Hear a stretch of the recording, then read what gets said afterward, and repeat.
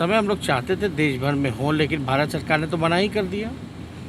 BJP के जो मंत्री हैं नित्यानंद राय, उन्होंने ही मना कर दिया। जब मना कर दिया तो हमारा दूसरा ये भी प्रस्ताव था कि राज्य सरकार जो है अपने खर्च पे कराए। नमस्कार, आप देख रहे हैं लाइव सिटीज़। मैं हूं आपके साथ सौरभ राज। तेजस्वी यादव दिल्ली में आए हुए हैं अपने पिता लालू प्रसाद यादव से मिलने। आपको बता दें कि लालू जी की तबीयत आजकल थोड़ी सी खराब चल रही है और वो दिल्ली में आराम कर रहे हैं।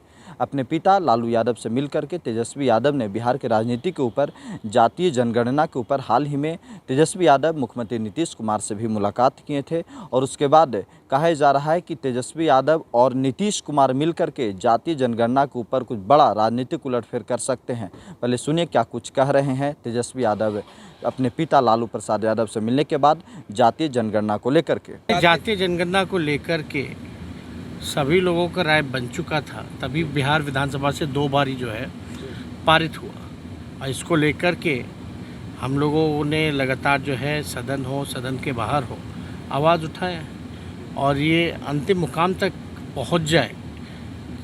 चाहते तो देश भर में थे, लेकिन बिहार में ही कम से कम होनी चाहिए। और राज्य सरकार, मुख्यमंत्री तो उस समय सहमत थे ही इस बात को लेकर के। पिछली बार प्रस्ताव था, प्रधानमंत्री से मुलाकात हुई थी, पूरा प्रतिनिधिमंडल आप लोग मिले थे। हाँ। क्या इस बार मुख्यमंत्री से बात हुई मिलने के लिए? प्रधानमंत्री से मिलने का मतलब कि अगर देश भर में आप जाति जनगणना कराइए और उसमें कोई खर्चा भी नहीं होना है। अब अमित शाह जी सेंसस की बात कर रहे हैं, वो भी एप्लीकेशन के द्वारा ई सेंसस कराना चाहते हैं। तो ई सेंसस जब हो रहा है, जो खर्चा होगा उसमें एक कॉलम ही तो जोड़ना है, एक प्रश्न ही तो जोड़ना है, तो कोई खर्चा तो होना नहीं है। तो उस समय हम लोग चाहते थे देश भर में हो, लेकिन भारत सरकार ने तो मना ही कर दिया। बीजेपी के जो मंत्री हैं नित्यानंद राय, उन्होंने ही मना कर दिया।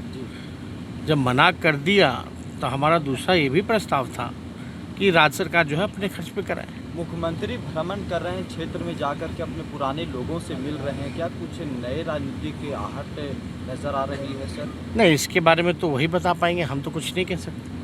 बिहार में एक बार मंदिरों के जो पुजारी हैं उनको भी तनख्वाह देने की बात कही जा रही है। जिस तरह से मौलवियों को दिया जा रहा है, ठीक उसी तरह से मंदिर के पुजारियों को भी दिया जाए तनख्वाह।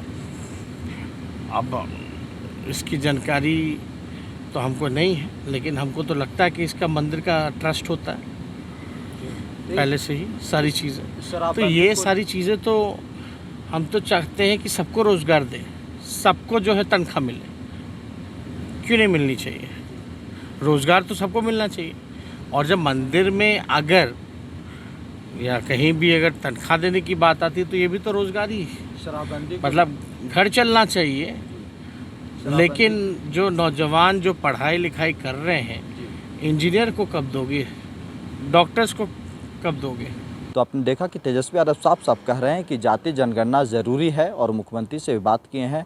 आपको बता दें कि पिछले साल जब जातीय जनगणना की जो हवा उठी थी, मुख्यमंत्री नीतीश कुमार के साथ बिहार का पूरा विधानसभा का एक प्रतिनिधिमंडल प्रधानमंत्री से दिल्ली में मुलाकात भी किए थे।